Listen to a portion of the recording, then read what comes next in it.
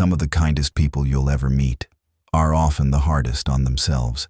They encourage everyone, forgive everyone, support everyone, yet inside their own minds, they replay every mistake, magnify every flaw, and believe they're never enough. This contradiction isn't hypocrisy, it's psychology. Why do some people show endless compassion to others while denying it to themselves?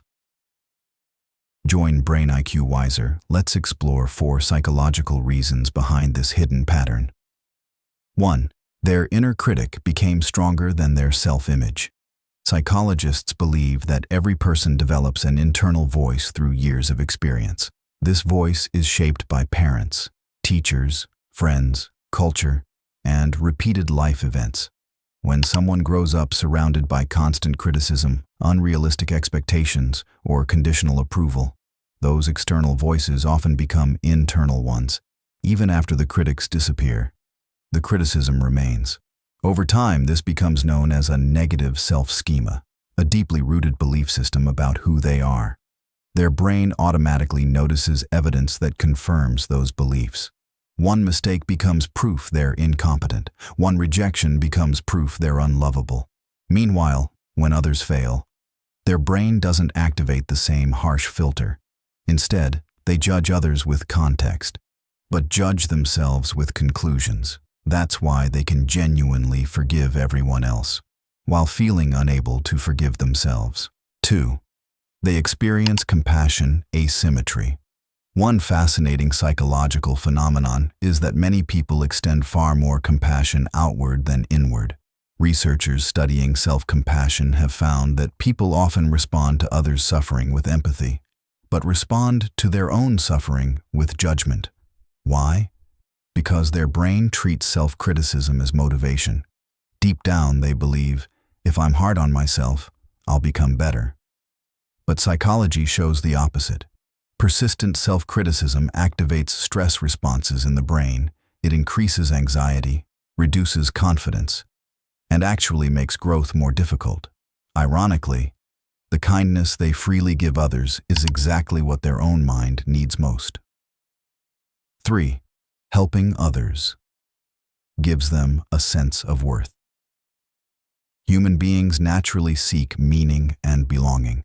For some people, helping others becomes the safest way to earn both.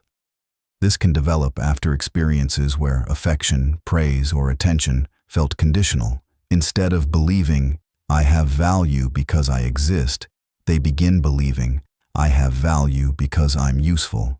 Psychologists sometimes describe this as deriving self-worth primarily from external validation or caretaking. Every act of kindness provides temporary emotional relief. They feel needed, important, accepted. But because that relief comes from outside themselves, it fades quickly, which is why they often keep giving, even when they're emotionally exhausted. 4. Their brain pays more attention to threat than success. Our brains naturally remember negative experiences more vividly than positive ones. Psychologists call this the negativity bias. For someone with low self-esteem, this bias becomes even stronger. Compliments are forgotten. Criticism is remembered for years. 10 people can praise them. 1 person can reject them. And the rejection becomes the only thing their brain replays. This creates a cycle. Negative thoughts strengthen negative beliefs. Negative beliefs change how new experiences are interpreted. Eventually, their perception feels like reality, not because it's true, but because their brain has been trained to notice evidence that supports it.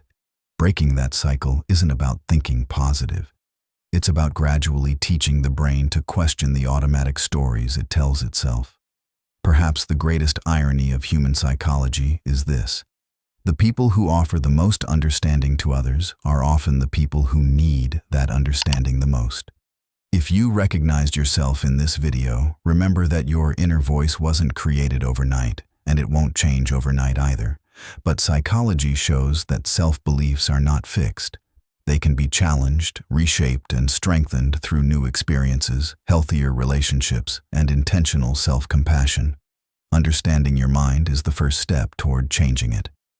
If you enjoyed this psychology deep dive, don't forget to like, subscribe to Brain IQ Wiser, and for more videos exploring the hidden patterns behind human behavior. Until next time, keep questioning your mind, because that's where real change begins.